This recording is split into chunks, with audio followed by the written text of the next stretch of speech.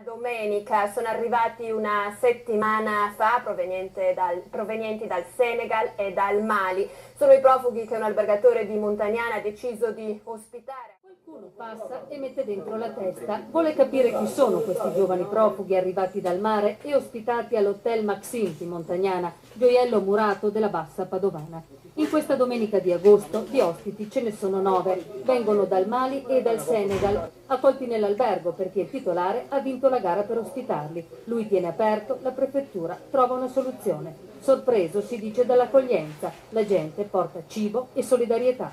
Poco più in là, in piazza Montagnana, l'argomento continua a tenere banco. C'è anche un gruppo indipendentista. La soluzione per loro è un'altra. Adotteremo una politica che attualmente lo Stato italiano non sta adottando di aiuto di questi profughi dal loro luogo di provenienza.